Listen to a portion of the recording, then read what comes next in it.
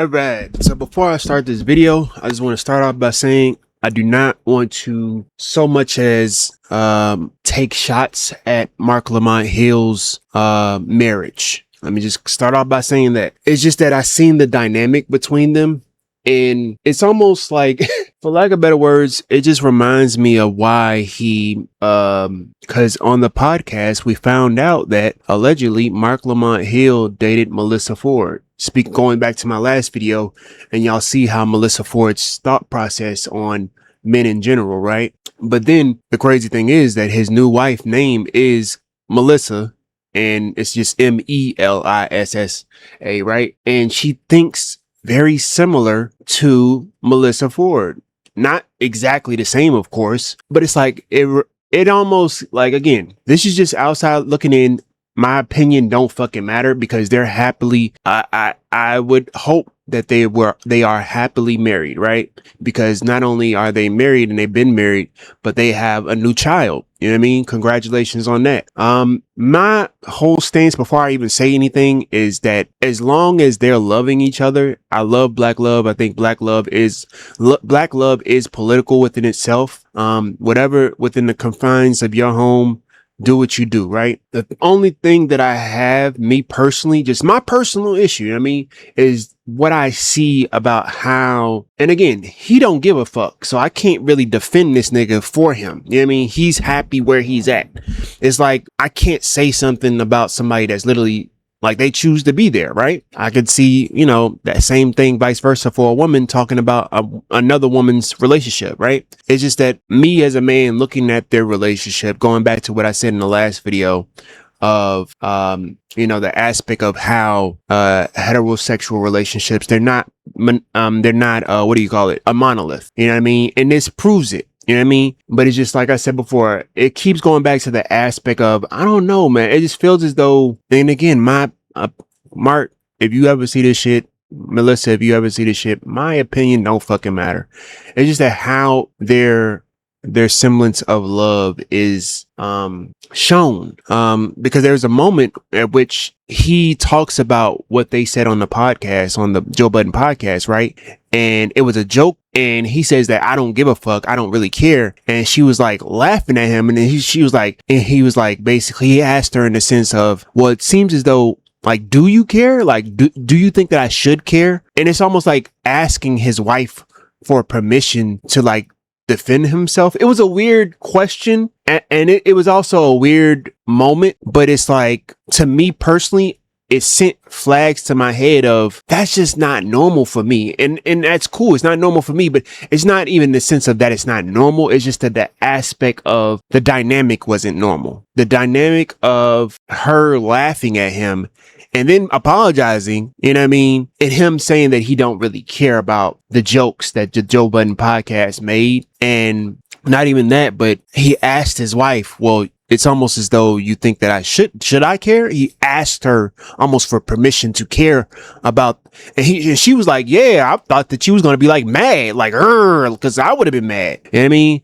And I think that that's the type of the monolith part that plays into the relationships of, some of the relationships that we have nowadays, which is like the oxymoron about the video that I'm covering is the beware of the delicates. Mark Lamont Hill wife's claps back. And it's almost like to have your wife clap back for you. Cause it's like, don't get it twisted. I think that Mark Lamont Hill, he can like go toe to toe, but he's very cunning. He's very smart. He's a very smart black man. He's very he does it with his words, and he's very sharp. And again, I can understand why that being one of the reasons why a lot of black men don't fuck with Mark Lamont Hill. Even myself, like, I'm not gonna hold you. When I first came in contact with him being on the podcast, that's not a dynamic of Mark Lamont Hill that I've seen. And it kind of took me aback on how he was like, almost like underhanded with his takes, like backhanded compliments. And I couldn't see it as maybe this is just how he communicates, because it's like when men communicate in that way, it's never been a way that men communicate that way. And it's ever been, I'm just shooting the shit with my niggas. is more so like very sneaky, for lack of better words. I don't know how else to say it. I mean, Mark Lamont Hill's got better words than me. I'm just gonna call it what he got a bigger vocabulary than me. You feel me? But I'm pretty sure that he understands, and people that understand him understand. But I never really seen him until recently. He's basically ingratiated himself within the podcast to be able to like take cues, know when to talk, know when not to talk, when it comes to like know when to tell jokes, when not to tell jokes. So at first he was going at everybody. He was going at Melissa, he was going at Mona, he was going at Flip, he was going at everybody. And I guess people started talking about that, and it's like, bro, he's kind of going crazy right now. Like, he keep taking like little slick shots, and people are like not catching it because he's very cunning. But it's like, when I hear his wife, I also see that it's almost like me personally, I'm gonna just say he better than me, because her pride, for lack of better words, as I am woman type of, like, that's the type of presence that she has even amongst her own husband. And it's kind of like, I don't know. It's weird. Only look like control. I'm gonna let it play. I don't know. If she's deciding where y'all go on vacation, or if you picking this, or she's... And this is when people talk about the fragile masculinity. Like, is your masculinity that fragile, that delicate? I don't know. This morning you call them delicates. The delicates, and this is I want all of the people who are dating these men to be very, very wary of the delicates, and those are people who, and again, this is not about femininity, right? Because that's exactly what it is. Femininity is not. That's exactly what it is. Because what else would it be? Because she's gonna say that femininity isn't weakness. It's but I would say that it's not weakness, but it's a art of a subdue nature. You know what I mean? I don't equate that with weakness ever. But there is a way that a lot of these men seem particularly delicate. They seem like they, delicate. And again, I have no problem with the word delicate, but I have a problem with the way that the word is implemented to refer to men, in a state to clap back, for lack of a better word. I don't know. Hey, that's her opinion. I have more words to say. I got to just think about them. Right now, I'm kind of just off the cusp. If you push them, they'll break. Like, they seem that they are not equipped to deal with strength. The ones who are very fearful of strong women are usually the weakest. The ones who complain the most about masculinity usually seem to have some kind of complex about their own masculinity. And I don't know what metric they're using to judge it. I don't know if like they feel like they can't beat somebody up in a fight, or they feel like, they got a small dick. I don't know what they're using as the metric for their masculinity, but they don't seem very confident in it. And that's why I'm like, that's a red flag. Seriously, like, I want everybody who's out there. Have you ever been in like dated somebody like that?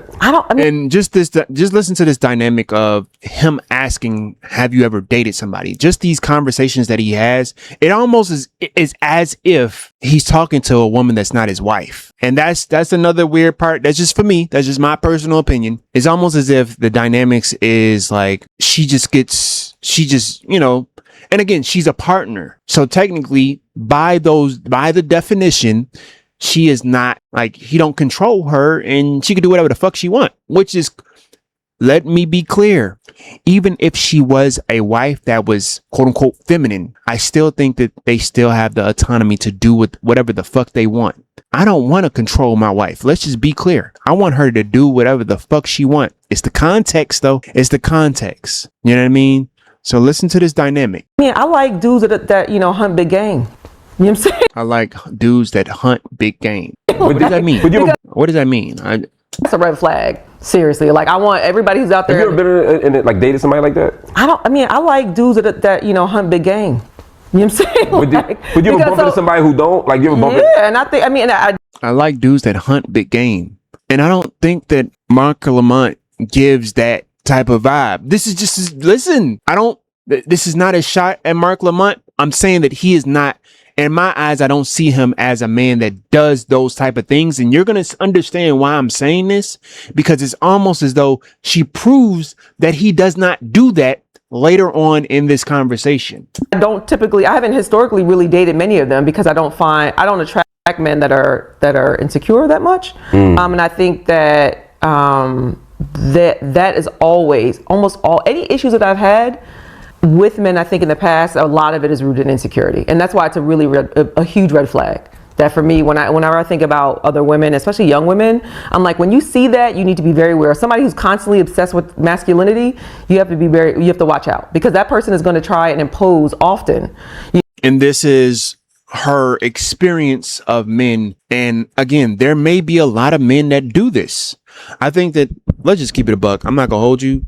I think that his wife and Mark Lamont Hill, like him and his wife, brings that out of niggas. I think that their words bring that out of like just men and women alike that think on a certain type of pathway.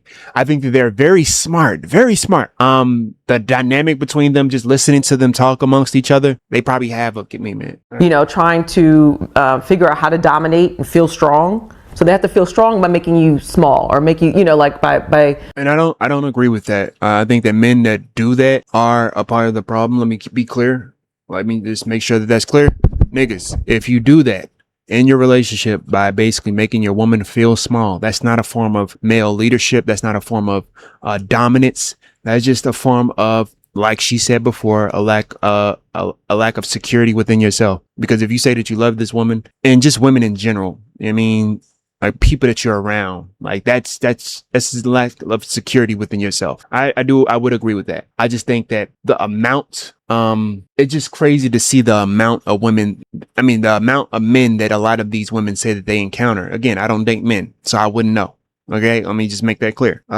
But I'm starting to understand that there are a lot of fucking men that do this. I think that their numbers have shortened and dwindled because, let's just keep it a buck, we don't even interact with each other on a personal level. It's more so on these online spaces. And sometimes these online spaces are echo chambers of, whether it be men or women that like to troll, for lack of better words. You know what I mean? It's the trolling day and age. And not just that, but the rage baiting.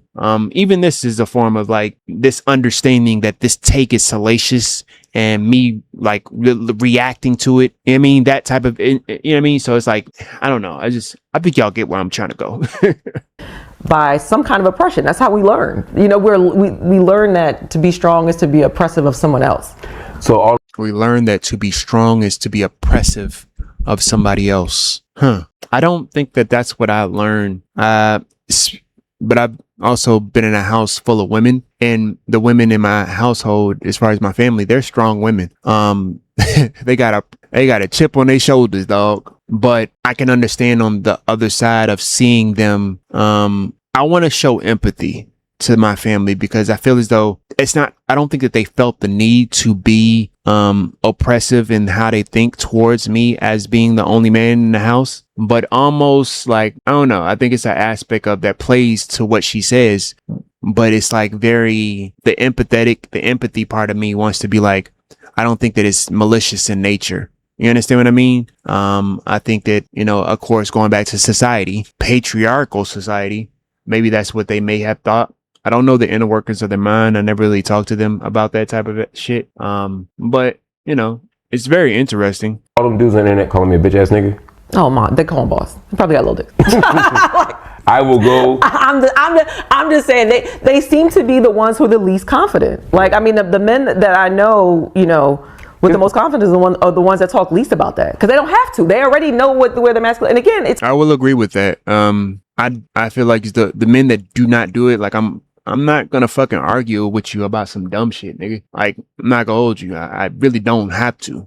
Like, that's just, again, men going back and forth with men tends to lead to unaliving. You know what I mean? If I don't know you and I don't know where the fuck you coming from, like, nah, we ain't talking this shit out. Depending on how this conversation goes, shit can go left. And yes, you should be able to talk to some men, but some men are fucking crazy. I'm just keeping it a buck. And if I see you going to the back of your fucking trunk, I'm not going to just stand there and keep talking to you, my nigga. I'm going to the back of my trunk too, nigga.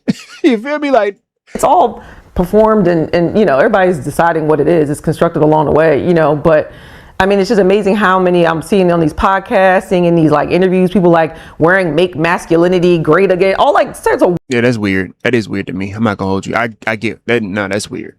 Weird shit. That shit's weird. It's weird. Yeah. Like, why are you so obsessed with it? It's weird. Yeah. Like, what's wrong? Like, what's wrong? And you know, I'm always like childhood shit. Like, where did you learn I don't know. I get concerned.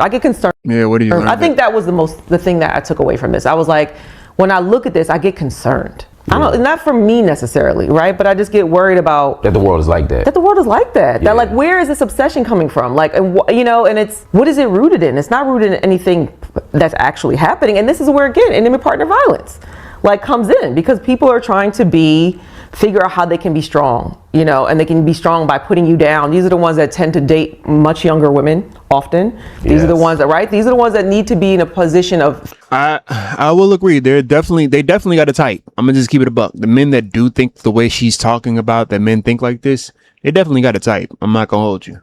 Feel like they're in a position of power, so they don't go for women that, and this is, again, when you are a woman who is highly educated or you make a lot of money, those are the ones that if you end up with a dude who has any kind of major insecurity, they're going to figure out how to take you down a peg. I get dudes all the time trying to take me down a peg. Get the fuck out of here. Like, you be talking to dudes in bars? I mean, you be talking to dudes in bars? You be like, as his wife, he's like, wait a minute, you be talking to dudes in bars? What? And then she said, I mean, it was, again, these are the dynamics that I was like catching. And I'm like, wait a minute, like, that is a good question as her husband.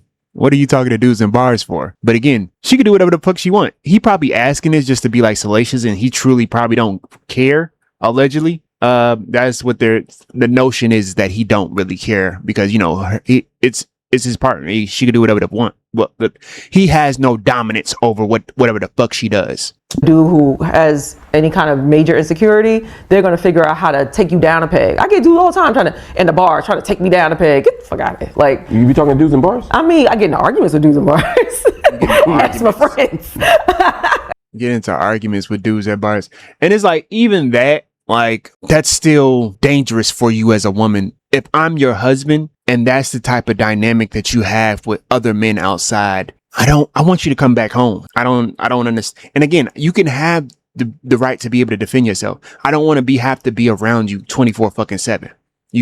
I can't be. But at the same time, I want you to be safe. And that's what I'm thinking of. I'm going to the aspect of, if we talk about how men show up in this world in a patriarchal role most of the time, allegedly, by your logic, most of the times these men are fucking nuts, right? Then it would stand to reason that you shouldn't be arguing with men at bars where people are intoxicated and liable to harm one another. But she's a woman. She can do whatever the fuck she wants, right? This is the new day and age. But we still look at those. It's the craziest thing sometimes when I think about it, because these same women will quickly go back to the abuse rates that random men do to random women. And it's like, if you know these numbers, why do you still talk and act the way you do? And then they'll say, well, you should just fix the men, not fix the women. You're right. We should fix both, though. Both. Because she said specifically that she said, I argue. Why are you arguing with random men? Why? That's a problem. Although you may not see it as violent, like a physical violence, is still verbal abuse. It's still your masculinity is tied to the aspect of my verbal argument. Man up. Are we living in a fucking different world where men won't unalive you? I just said it. Men will unalive other men when it comes to verbal confrontation. This is the world that we live in. So yes, we can fix the aspect of men should not do that when it comes to attacking people or being physically violent because of people's words. We should teach men to not do that. But vice versa, we should also teach women not to also be antagonizing almost because they are women, and you should not touch women and feel as though they're protected by their for them being a female, being a woman, that men should just automatically no, fuck around and find out. What are we acting like? Fuck around and find out is not what we're acting like we don't know what the concept of that is. It started with us. You fuck around and you find the fuck out, huh? Because they talk such nonsense. And I mean, it's like, Lady London sitting there like, you sit there like, what? That's not a word. That's not a word. But they'll sit there and have an argument trying to talk you down. Like, right. And double down on it. Double down. Not just teach me the word and tell me how to spell it. But no. Heaven forbid that a woman actually sort of demonstrate that they are smarter than them. Oh my gosh. Again, the fragility. They just can't handle it. It's just like the delegates. So again, I get where she's coming from. The aspect of this is, I think I had a conversation on a panel before where it was the aspect of women that go into the fields of education almost will literally weaponize their education amongst random men to be able to be like, to their point, you're fragile. Like, learn some new words, my nigga. Like, what the fuck? And it's almost like, cool, fuck around and find out. You feel me? Fuck around and find out. You know what I mean? So it's like, I guess, you know what I mean? Some niggas, you know, they won't do nothing to you. Some niggas will. Same thing, vice versa. Some women will do something to you and some women won't. It's just person to person. But, you know, as a man, it's worse because you're a man. You know what I mean? And you should be stoic and you should not show emotion to people coming to you at a bar and slapping their education in your face. I don't know. It's just, I don't know. I say, everybody, watch out for the delicates. Delicates are, because they really can't. They just, I mean, my goodness. And the judgment of other men, they're obsessed with other men's masculinity. That's the thing that blows my, like, why are you so obsessed with somebody else's masculinity? Oh, yeah. I think I realized how obsessed they were like a couple years ago. They started calling me Mark Lemoist Hill. Listen, this is really why I made this video, is this part right here. I think I realized how obsessed they were like a couple years ago. They started calling me Mark Lemoist Hill. They started. That was pretty funny. But That was pretty funny. Apparently, because everybody in the room's laughing. Are you listening? Just listen some more. I was trying to be vulnerable. I'm sorry. Yes, So no, And then she says, as soon as he said, I was trying to be vulnerable, and she says, I'm sorry. What are you apologizing for? It was funny, right? It's ammo. I know. I was trying to be vulnerable. I'm sorry. Yes, So y'all no, said it's ammo. I know. Moist. Yeah, But again, we fight. But you're. Yeah. I don't care. I don't care. Of course. Just look at the relationship and the dynamic between them two. Moist. Yeah, But again, we fight. But you're. Yeah. I don't care. I don't care. Of course, that's the irony. You don't care. You really are probably the one who I think that I've met. One of the men in my life that I've watched be least affected by that kind of stuff. That you have the most. I think you want me to be more effective sometimes. I think you want to be more affected sometimes. That comes from somewhere. He's her husband. This is not a random stranger that's saying this type of shit. He's seen this shit, because listen to what she says after. I'm right. I'd be like, what? Cause I'd be like, these motherfuckers said what? You'd be like, yeah. What are you gonna do? I mean, I can't tell you how many What are you going to do is what he says. times. It's funny, like doing interviews, especially during the pandemic. I would start to do a lot of Zooms, and I would do interviews with people. And since the baby's been born, it's hard to do a Zoom without him Listen to this. terrorizing. And I'll be, oh, I'm sorry, that's my son. Let me give, Listen and to they go, this. Oh, I didn't think you dated women. Oh, you're able to make children? Like, and they'd be so shocked that they don't even like censor themselves. Right. Yeah, they'd be like, oh shit. One dude's like, I'm just happy to hear as a woman. Right. I remember that. I was like, She says she remembers, so she's, yeah. And I be sometimes I ask them why they thought that, he's a ladies' man. and they thought I was some man's lady. It's like, you know what I'm saying? Like, No. But it's like when I ask them why, Yeah. I'm like, do I present as effeminate? Do I do it? Is there a thing? Like, and they're like, nah, it's just the way you be talking. Right. Like, If everybody says this, Mark Lamont Hill, I think that it would stand to reason that maybe something is about the way that you approach comes to different dynamics, not even just amongst your men to women, but just men to men. Like, I've seen how you come at Mona. I've seen how you come at Melissa. And it's the same type of energy where it's like very slick, very underhanded. It was almost like, I remember one of the times where he came at Melissa, and it was kind of like, it was a couple of shots that he threw at her, and I understood why Melissa felt the way, because it was kind of like, where the fuck this come out of the blue? And he was basically, his stance was, if I'm gonna go at everybody else, I'm gonna go at you as well. And I think that the aspect of, it's still a way about going about that. You know what I mean? It's still a way of like, I think that people can understand this is a joke, and it's hard to tell if this is a joke from some people, be it man or woman. And specifically in Mark Lamont Hill's case, and why I couldn't fuck with him is because of it's the way that he implemented his disses. It was very, for lack of better words, it was almost the way he went about it was like like something that a woman would do. It was very, it's a better way to describe that. Not something that a woman would do. I think that for those who know Mark Lamont's presence on the Joe Budden podcast and watched his dynamics, it was almost as though he was like one of the girls when it comes to how he went about taking disses. Like even his presence off the podcast when he was addressing certain statements that was made about him on the clubhouses, right? It was like even his get backs at random people on the clubhouses.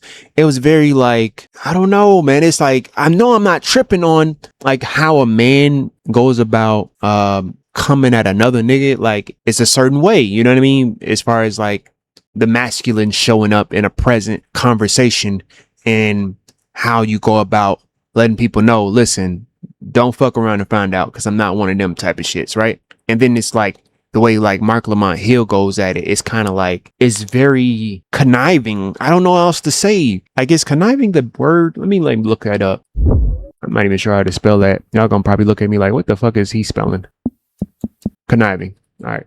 Is an adjective that means scheming, calculating, deceitful. It describes someone who makes secret plans to trick others or gain an unfair advantage. Yeah, it's very conniving. That's the best way I can tell it. Like very cunning. He's very smart, but it's like, I don't know.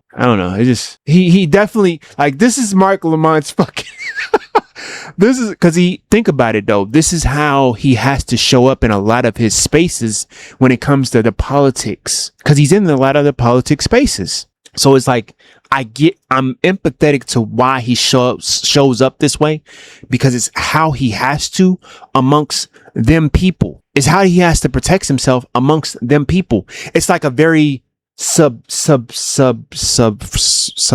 what do you call it? Subterfuge. I'm learning words right here. Y'all going subterfuge. I think that's the word. A trick, dishonest plan, or clever excuse used to hide the truth or escape trouble or get what you want. He has to do this in those spaces. So when it comes to how he goes about his dynamics, when it comes to conversations amongst black men, it looks feminine, because it's kind of like, why can't you just say what you need to say rather than use this subterfuge? Why can't you just be real? Be honest. Say what you need to say. You got an issue with me? You got a problem with me? Say it. That's what most niggas had to say amongst it. Ish, Imani, Queens, even Melissa said this to this nigga, because it's like he uses this type of tactic amongst both men and women. It's kind of like, hey, that's weak. Say what you need to say. Talk, like say it, because it's like you using these tricks and conniving way. Nah, stop that shit. Say what you need to say, because I feel it. You just ain't saying it, because it's basically, I can't put my, you know what I mean? I know I'm not tripping. And I remember going to the comment section of basically Elevation, and it's like, I see why people still feel as though Mark Lamont Hill's presence on the Joe Budden podcast is a form of subterfuge to like get what he wants. Like even him doing this and talking about the podcast, a lot of people are saying that it's almost as if Joe doesn't know it, and he's getting double pay because he's talking about the podcast on another podcast. And I don't know if that's in their contract. You know what I mean? It probably is. I don't know their contract when it comes to the things that they can and cannot talk about. Cause it's like, I've even seen Ish and Queens don't really talk about the podcast. I haven't seen them. And even Ice, I don't see them talk about the podcast, but this is him talking about the Joe Budden podcast and making clips off of something that he's already on. And Elevation was putting it to the point of, all right, he getting to the bag. Joe, what the fuck you doing? I mean, like technically anybody could talk about it if you're not, but it's like, I don't know if that's in their contract. And I think that they were saying in the comments that this is why Rory and Mal got excommunicated off the podcast, because they would do stuff like this, what Mark Lamont Hill is doing, and then come back to the podcast and act like everything's hunky dory. And Joe Budden would be in fucking fumes, but wouldn't say shit. So I don't know. Again, to the relationships that have this type of dynamic, I'm not saying that what you have is wrong. I'm just saying that don't use subterfuge with your woman, and vice versa with the ladies. Don't use subterfuge with your man. Say how you feel. Be upfront. I would think that would be more. And again, that, you know, everything isn't monolithic. It don't always work. But I mean, that subterfuge shit is for the fucking birds. That's all I got to say. Like that week on Bunkai.